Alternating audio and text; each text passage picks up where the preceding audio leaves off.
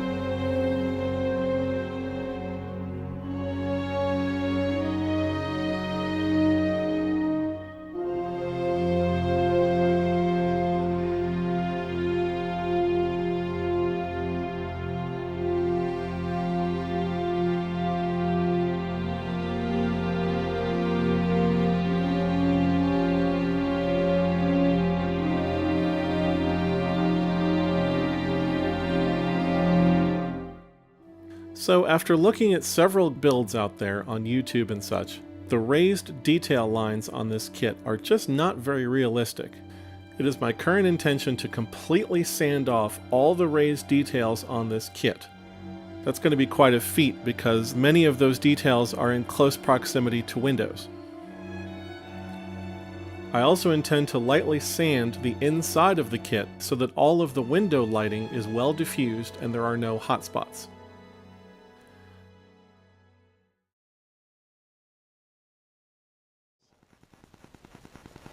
Even though it was protected with this insulation, there still are some scratches here and there.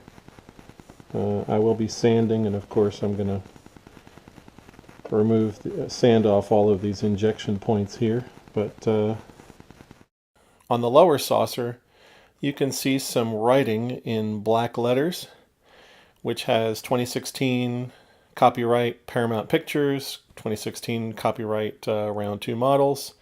It even gives the exact city that it's manufactured in China. So I will need to see if I can clean that off with some rubbing alcohol, because that writing actually coincides with some of the windows. So you would actually see that writing underneath the windows from the outside.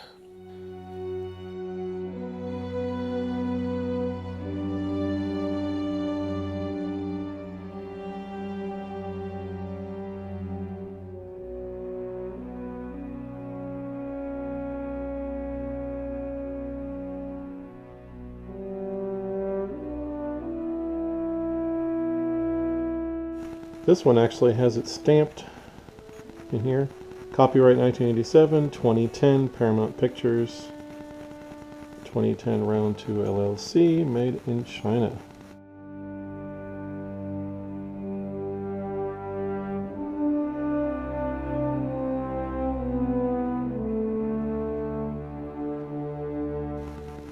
Again, all of these mold points in here will have to be sanded off. There's definitely going to be hours and hours of sanding on this one.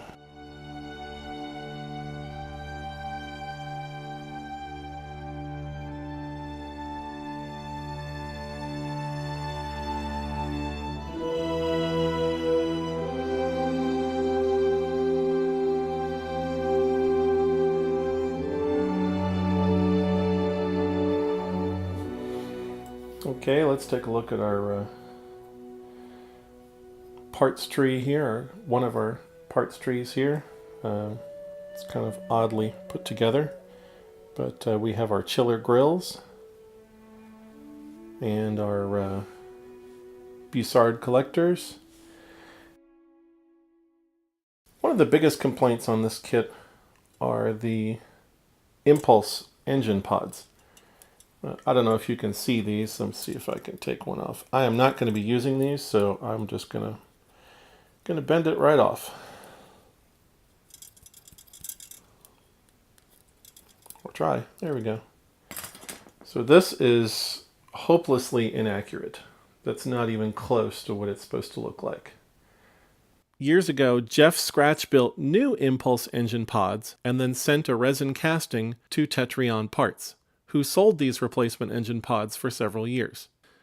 The owner of Tetrion is currently taking a break from the hobby for family reasons, but I'm hoping he will come back soon as he makes some great aftermarket parts for this kit. Another part here is a shuttle bay door, and some more shuttle bay doors, and these are not particularly accurate, so I may scratch build those as well. There are some good instructions and plans out there for that. Our captain's yacht and bridge. A few months back, I went ahead and bought a lighting kit from Modeler's brand, which was run by model man Tom until this summer.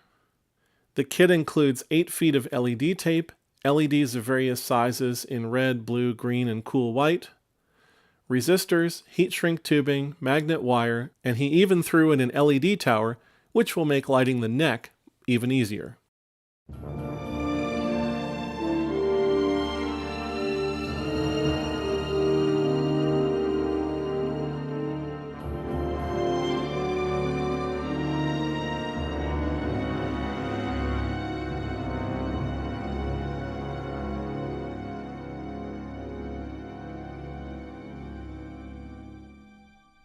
Definitely some interesting artifacts on the inside of the plastic on this. Fortunately, there's no windows there, because that looks really, really strange. I don't know if you can see. There we go. It's really almost like a crazing effect, but I guess it's just part of the manufacturing. But Well, let's take a look at our nacelles. Tops of our nacelles are bigger than I was expecting. Again, you see all this detail here we'll be removing. And they do have the place marked here for that extra detail that was added in Generations. So we'll be putting that. Okay, so they just, well, that's simple. They just make 2 of these. And there's some injector pin in here and some alignment places that we'll be removing. And last but not least, so the typical build process for this kit involves delicately trenching over and up each pylon with a drill to make space for wires to power the warp nacelles and navigation lights. DLM sells popular trench covers that match the detail of the model. However, I will be using thin conductive copper tape included in Model Man Tom's lighting kit. If I have to trench anywhere, it will be to run 2 fiber optic threads to provide navigation lights at the aft center of the ship.